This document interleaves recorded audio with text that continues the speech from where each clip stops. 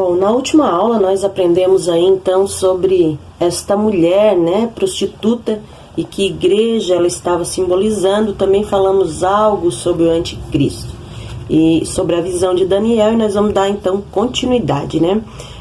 Nós vimos também ali o objetivo satânico, né, quem seria o anticristo.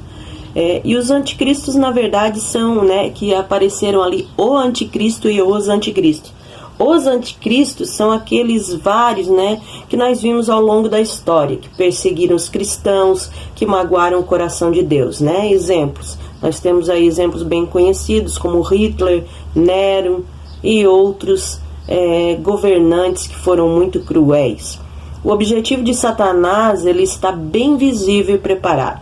Nós vamos ler aqui em 2 Tessalonicenses, capítulo 2, os versículos 3 e 4, que diz assim: ninguém de maneira alguma vos engane, porque não será assim, sem que antes venha a apostasia e se manifeste o homem do pecado, o filho da perdição, o qual se opõe e se levanta contra tudo o que chama Deus, ou se adora, de sorte que se assentará como Deus no templo de Deus, querendo parecer Deus. Ou seja, né, nós vimos aí então que tudo que for de Deus, o anticristo se levantará contra, né? Porque ele quer, né, se assentar no trono. Então ele quer destruir a verdade. Ele vai se assentar no trono e ele vai querer parecer Deus. E ele vai querer destruir toda a verdade existente. Vamos analisar. Agora eu quero que você novamente pense comigo. Qual o sistema religioso que faz tudo isso que está escrito nesses versículos? Ou seja, qual sistema ou igreja diz ter poder para perdoar pecados? Nós estamos agora falando sobre a verdade, né? Sobre mudar a verdade. Qual é o sistema ou qual a igreja que você que está fazendo esse curso conhece, que diz que tem poder para perdoar pecados? Ou seja, que você vai lá, conta os seus pecados para um ser humano, e esse ser humano então é dado a ele o poder de perdoar pecados. Você conhece alguma instituição religiosa que faz isso? Bem, eu não quero falar agora novamente, mas você fique analisando aí. Vamos fazer, né, uma análise para que nós possamos entender bem o que a Bíblia está dizendo, porque ela é muito clara, irmãos.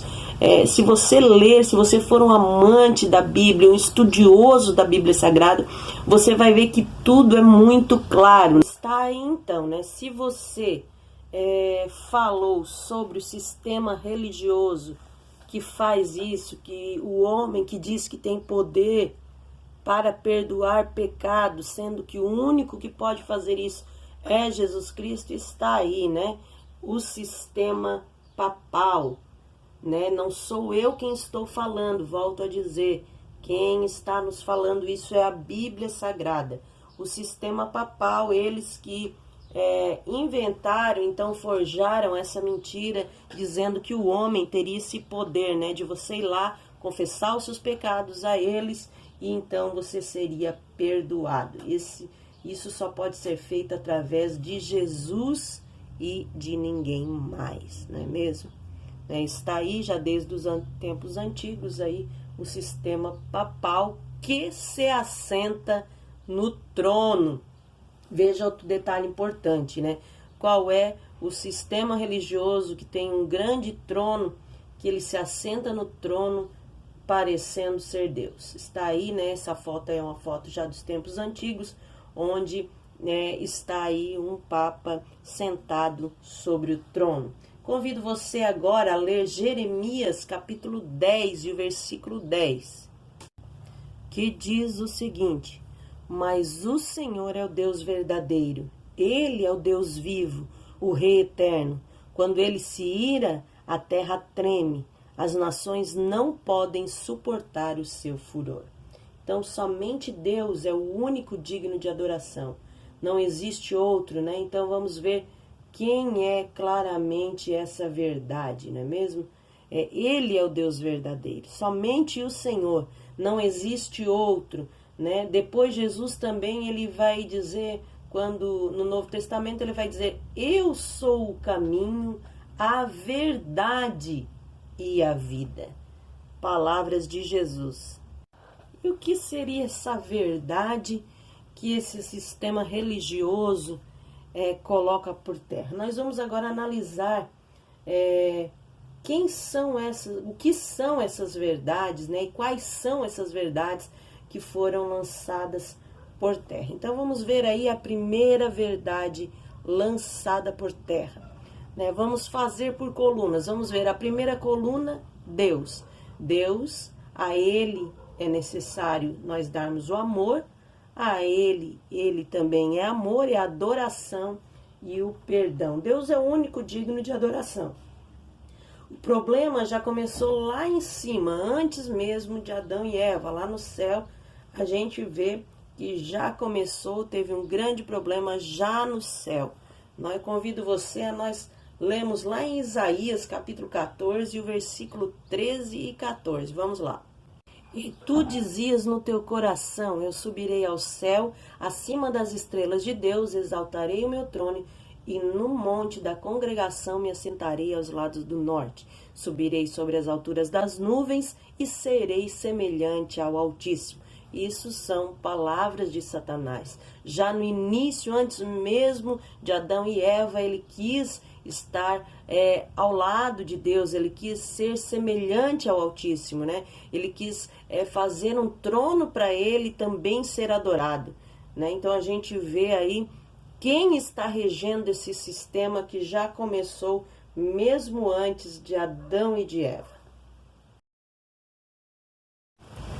Ou seja, nós vimos aí também em Romanos capítulo 1 e 25, eles mudaram a verdade em mentira, adorando a criatura em lugar do Criador, né? Satanás, então, ele agora usa a igreja romana, né? Nós vimos aí uma foto da igreja romana, juntamente aí com esse versículo que está lá em Romanos, capítulo 1, versículo 25, onde a gente vê que agora não se adoram exatamente a Deus, mas adoram então a criatura, ou seja, nós vimos aí aonde o Papa, ele passa, né, ele arrasta multidões com ele, as pessoas começam a adorá-lo, querem tocá-lo, querem assim estar perto dele, sendo que o Papa não tem poder nenhum, homem nenhum tem poder senão Deus, né? Deus é que tem todo o poder e somente a Ele nós podemos prestar adoração. E infelizmente Satanás, como ele não pôde fazer o seu reinado no céu, ele usa esta igreja, então a igreja romana, aonde destrói, muda toda a verdade e transforma, né, ela em mentira, e eles passam agora a fazer tudo o contrário, adorando então, em vez de ser o nosso Senhor, o único que pode ser adorado e Salvador, eles agora então começam a adorar a criatura, um ser humano que não tem poder nenhum. E infelizmente nós vimos, né, que eles aceitam essa adoração, sentem um certo prazer nessa adoração. Nós vimos aí o pontífice romano aceita a adoração, né? E como nós já falamos, a igreja romana, ela diz ter poder para perdoar pecados, quando isso é totalmente contrário ao que a Bíblia diz, né? Ele aceita essa adoração e ensina também que é preciso ajoelhar-se e confessar a eles, né? Mas isso a Bíblia diz que isso só podemos e devemos fazer a Deus e a nenhum homem, porque a nenhum homem é dado poder de perdoar pecados. Nós temos aí, né? Nós vimos aí mais um trono, né? Onde o pontífice se senta, ele está indo lá. E agora nós vamos ver então a segunda verdade lançada por terra. Segunda coluna, Jesus. Jesus é o único que é mediador, advogado e salvador. Não existe outro, somente Jesus é que faz isso. E agora vamos ver então a ira de Satanás contra Jesus. Nós já falamos sobre Deus, agora vamos falar sobre a figura de Jesus e a ira de Satanás contra Jesus. Bom, teve ira no céu, teve no jardim do Éden, na infância de Jesus, antes do batismo e após o batismo. Depois do batismo, o diabo não quis mais matá-lo, mas ele quis então levá-lo ao pecado. O diabo teve a ousadia de tentar Jesus. Se ele teve essa ousadia, irmãos, para pensar aqui. Se ele teve a ousadia de tentar Jesus, de fazer Jesus pecar, imagina se ele não vai fazer isso conosco, os que somos pobres pecadores. Então, e aí tem muitas pessoas que infelizmente se acham santas, acham que neles o diabo não vai tentar, não vai conseguir se aproximar, que eles se acham santos demais. Mas Satanás fez isso com Jesus. Quem somos eu e você que podemos achar que somos alguma coisa? Nós não somos nada sem a presença de Deus. E Ele é o único que pode repreender Satanás e colocar ele para bem longe das nossas vidas. Então, Satanás, quando ele vê que Jesus, ele rejeita o convite de Satanás, ele rejeita o pacto que ele queria ter feito com Jesus, quando ele leva Jesus lá no deserto, que ele foi levado, Jesus foi levado ao deserto, e lá ele apresenta várias maneiras para que Jesus blasfemasse contra Deus, para que Jesus se ajoelhasse diante dele, para que Jesus cedesse ao pecado, cedesse às artimanhas dele. Então, quando ele não atinge esse objetivo, ele agora começa a atacar Jesus com a Igreja Romana. A Igreja Romana estabeleceu a intercessão dos santos. Bom, isso é mais uma prova como Satanás tem usado essa instituição religiosa para mudar a verdade. Bom, Jesus diz que para nós, que nós nos guardamos, que nós guardemos a sua palavra, Ele se refere a nós como santos.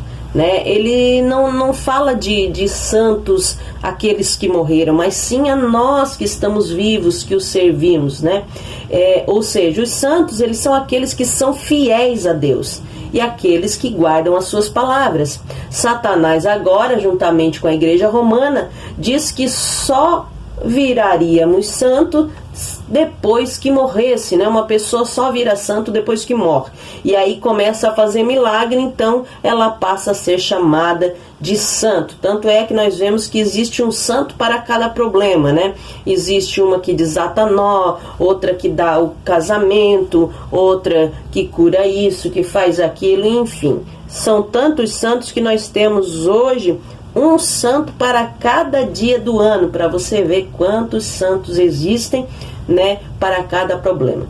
A Bíblia ela não fala de nenhum santo intercessor, porque esses santos seriam então intercessores. Você oraria, ou rezaria, como eles falam, a esses santos, e esses santos então iam interceder diante de Deus, para que eu e você conseguíssemos os nossos milagres. Mas a Bíblia não fala nada sobre santos serem intercessores.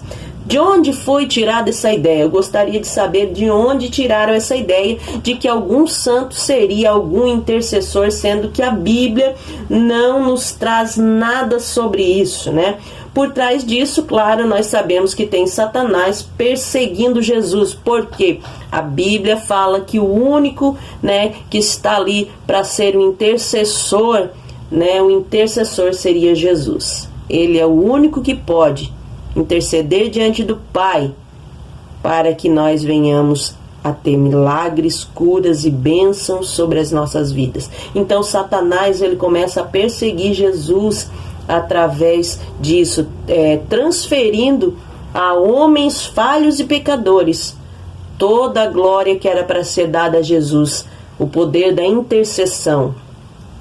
Bom, outra coisa, como eu já falei e quero voltar a falar, o que eu estou falando aqui é o que a Bíblia diz e não o que eu estou dizendo, ok? Bom, esta igreja, esta instituição religiosa também diz que Maria é nossa advogada, sendo que a Bíblia é bem clara ela fala que o único advogado é Jesus. Não existe outro, não existe quem possa ser o nosso defensor, quem pagou um preço pela nossa alma, pela nossa vida. O único que fez isso foi Jesus.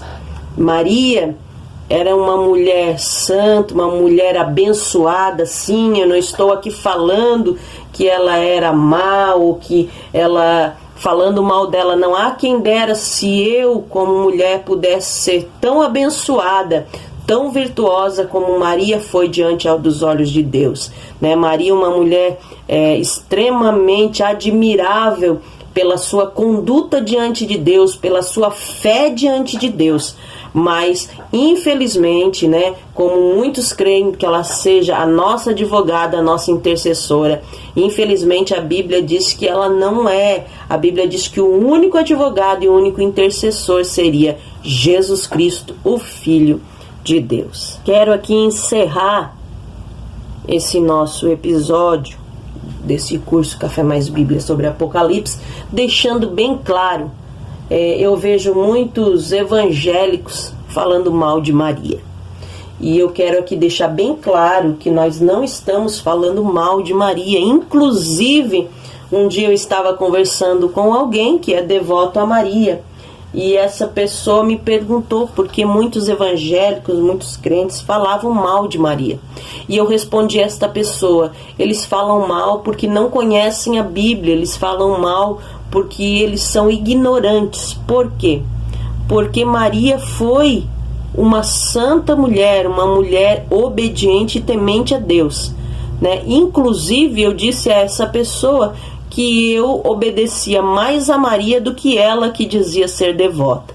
Então ela ficou bem admirada com a minha fala, e eu disse: sim, se você for olhar para a Bíblia Sagrada, Maria, quando estava lá nas bodas de Canaã, ela, quando acaba o vinho, vão perguntar a ela o que fazer.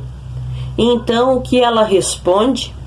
Ela fala para aqueles servos, para aquelas pessoas, e aponta para Jesus e disse: olha, fazei tudo o que ele disser.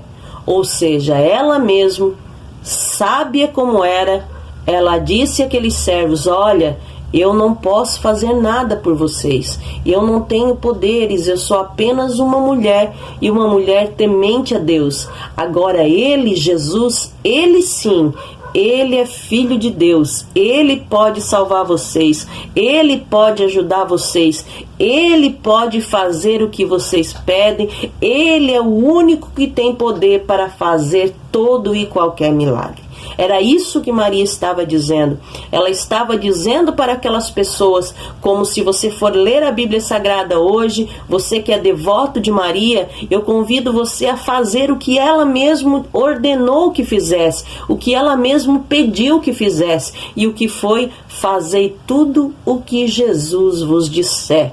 Porque ela era seguidora de Jesus, ela participava das coisas, aonde ela podia estar com Jesus, ela estava, ela seguia Jesus, porque ela entendeu que somente em Jesus estaria a salvação, e que ela, sendo humana, não tendo poder nenhum, ela precisava seguir a Jesus. Então é uma mulher muito admirável, a fé, e também, sobretudo, ela não deixou a exaltação subir ao coração. Em nenhum momento você vai ver a Bíblia Sagrada falando que ela se vangloriou por ser mãe de Jesus, né? Por ter sido a escolhida de Deus para trazer o Filho de Deus à terra. Não, ela se permaneceu sendo humilde e sendo temente a Deus. Então, realmente, ela é uma mulher maravilhosa e digna de ser admirada, mas não de ser adorada, e nem de ser a nossa advogada, nem de ser a nossa intercessora. Maria era uma mulher como muitas outras, como eu e talvez você que está me ouvindo, se for mulher, era uma mulher simples, humana, só que com uma grande qualidade: fé e temor a Deus. Então, eu quero deixar aqui, encerrar esse capítulo aqui, dizendo: que realmente ela é admirável e não temos nada contra ela, apenas não adoramos, apenas não a procuramos como intercessora. Por quê? Porque a Bíblia não nos dá esse respaldo. A Bíblia diz sim que ela era uma mulher de fé, mas não uma mulher que pudesse ser a nossa advogada. Eu quero encerrar então desejando que Deus abençoe a tua casa, a tua vida, o teu lar, o teu ministério, a tua família, em nome de Jesus. Amém. Porque ele quer, Cassie parece nome de gato. Então não é nada de Cassie. Então é mais um erro. Tá. Bom, vamos lá. De novo, Lana. 1, 2, 3. A Bíblia ela fala claramente no livro, no livro, é na Bíblia inteira. Meu Deus, que coisa, já tá errando de novo. Meu Deus, corta essa parte. Corta essa parte lá. Tá.